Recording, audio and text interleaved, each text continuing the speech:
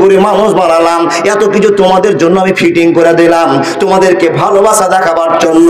আর তোমাদের কাছ থেকে ভালোবাসাটা পাবো মাত্র জোহরের 4 রাকাত নামাজ, আসরের 4 রাকাত নামাজ, মাগরিবের 3 রাকাত নামাজ, এশারের 4 রাকাত নামাজ, ফজরের 2 রাকাত নামাজ। বান্দা 5 টাইমে গিয়ে আমাকে সিজদা করবে।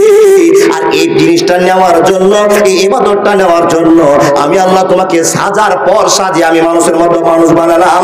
তারপরও যারা মানুষের মতো মানুষ হলো না, বান্দা তুমি শোনে নাও, যখন তুমি আসবে আমার কাছে আমি আল্লাহ পঙ্খানুভাবে হিসাব নিয়ে নেব, অসুবিধা হবে না, হবে না, হবে না। সেই রব্বুল আলামিন বলছে, বান্দা আমার সঙ্গে বিয়াদবি করেছো, আমার কথা শোনোনি, নামাজ পড়নি, রোজা করনি, হজ করনি, কিন্তু বান্দারে আমার কথা না শুনে এত বেঈমানি করেছো, আমি তবু আল্লাহ তোমাদেরকে ক্ষমা করে আছি, কিন্তু এমন কাজ করে দিও না আমার জায়গাতে কাউকে বসিয়ে দিয়ে শরীক করে দিও না। ওরে ওই ভণ্ড বাবা, ওরে ওই সাধু বাবা, ওরে ওই পীর বাবা, ওরে ওই ল্যাংটা বাবা, রোজ হাসরে দেখবে তোমার কোন বাবা। বাবা বাবা করে বাবা, বাবা হলো বেসুমার, রেল লাইনে নাই রে মাজার, বাস লাইনে সব মাজার। ও আমার খাজা বাবা, ও আমার ল্যাংটা বাবা, ও আমার সাধু বাবা, রোজ হাসরে দেখবে তোমার কোন বাবা। একবার জোরে বলুন না নাউজুবিল্লাহ। বলেছেন না নাউজুবিল্লাহ? বলেছেন তো? ও বন্ধু, যারা আল্লাহকে বাদ দিয়ে অন্য জায়গায় আশ্রয় চাইবে তার জীবন শেষ, মাপের যোগ্যতা সে রাখে না। বলে মাওলানা তারা তো আমরা গুলো করিনি, যারা পীর মানে তারা একলাই গুনাহগার না, যারা পীর মানে তাদেরকে একলাই গুনাহগার বলা হবে না। আপনিও আমিও গুনাহগার। বলে কি করে? ভাত খেতে বসেছেন 3 বাপ বেটা, ভাত খেতে দিয়েছে আপনার বৌমা কিংবা আপনার নিজের মা, আর ভাত খেতে বসে আপনি শুরু করেছেন, মা মাংসের বাটিটা নিয়ে আসো তো, পানিটা নিয়ে আসো তো, ওই বেগুনের ঘাটিটা নিয়ে আসো তো। আস্তে আস্তে আস্তে আপনার মা এক হাতে বেগুন নিয়েছে আর এক হাতে আপনার ওই মাংসের বাটি ধরেছে আর একটা গিলাস ধরেছে, গিলাসটা চট করে মাটিতে পড়ে গিয়ে ছিটে গেল, টন টন করে আপনার পাকা বাড়িতে বাঁচতে শুরু হয়েছে। তখন আপনার বাপ বলছে, খেপার পেটের খেপা, কি বলছে জানেন? খেপার পেটের খেপা বাপটাই, ওর বাপই পাগলা ছিল না, ও কে তোমরা পাগলা হলো বাপ? দেখেন ও কি বলছে জানেন? আরে দেখ গেটের দিকে তাকাতে, দেখ কুটুম আসছে নাকি। গিলাস হাত থেকে ছুটে পড়ে গিয়েছে, তাই সে বলেছে কুটুম আসছে। গিলাস থালা বাসি যদি হাত থেকে ছুটে যেত জানতে হবে কুটুম ঢুকছে। জোরে নাউজুবিল্লাহ বলুন। যারা পূজা পার্বণ করে তারাই শিরিক করে, আপনি করেন না? জি, আপনি পানির গ্লাসটা নিয়ে ডান হাতে খেতে বসেছেন আর বেহিসাবে খেয়েছেন, নবী তালিকায় খাচ্ছেন না তো।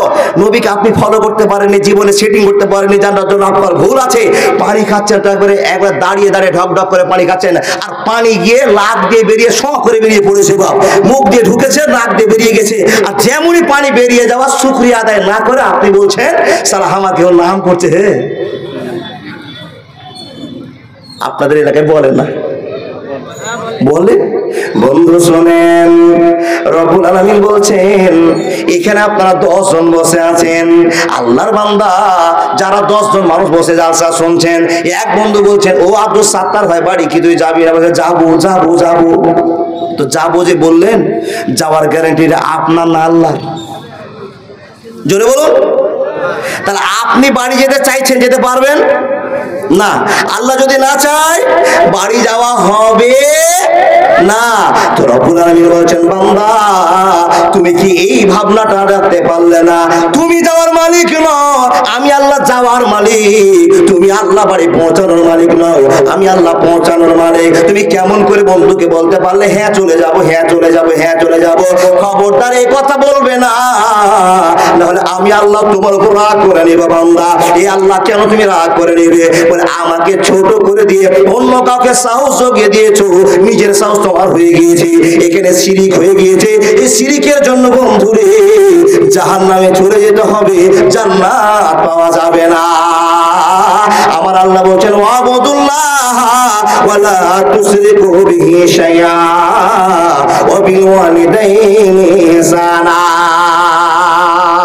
সবার কাছে মোবাইল আছে না?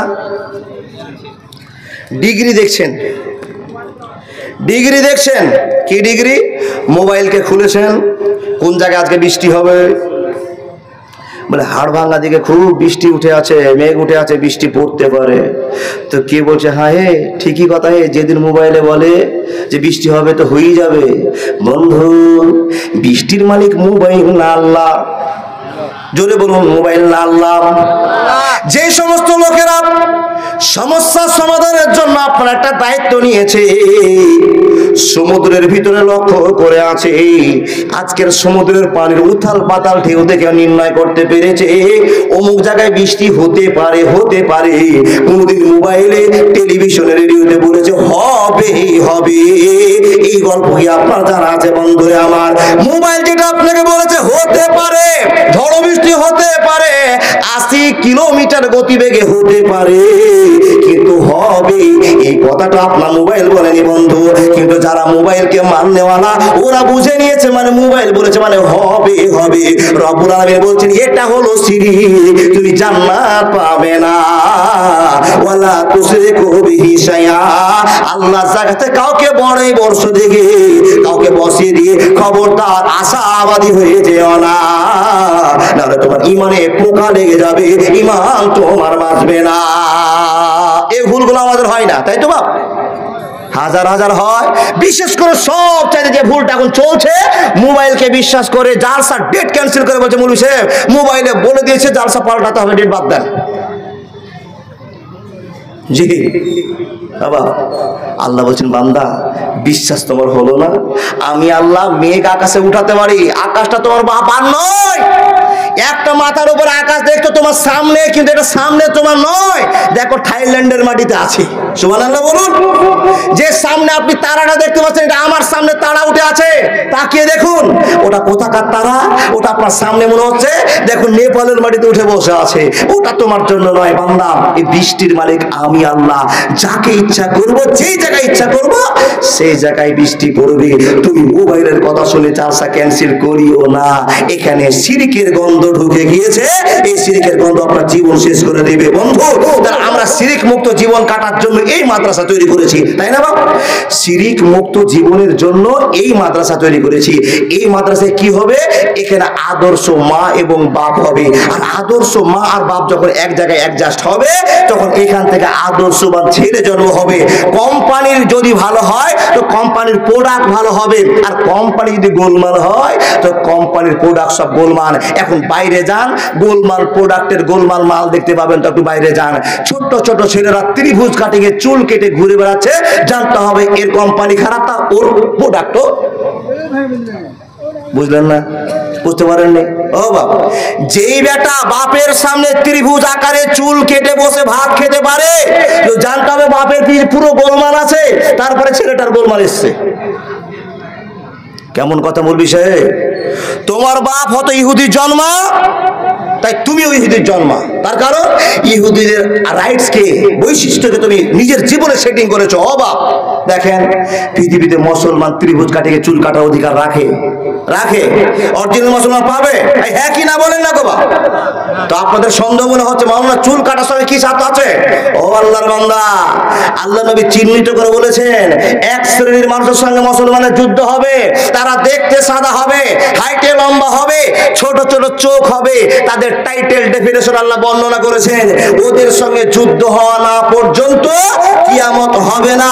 মুসলমানের সঙ্গে ওই সমস্ত লোকের যুদ্ধ হবে, কাদের? মানে দেখতে সাদা দিবদিবা চেহারা হবে, চোখগুলো ছোট হবে, কপালগুলো লাল জড়ো জড়ো হবে, সেই লোকের সঙ্গে যুদ্ধ না পর্যন্ত কিয়ামত হবে না। তারা হলো ইহুদি জাতির এক সন্তান।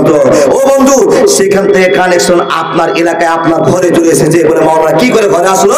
দেখে আপনার বেটাকে দেখে ইহুদি জাতির চাল চলনকে ধরে ইসলামী বৈশিষ্ট্যকে মাটিতে মিলিয়ে দিয়েছে। সেই বাপ দেখে বলছেন আমার বেটা খুব দেখতে শাহরুখ খানের মতন লাগছে।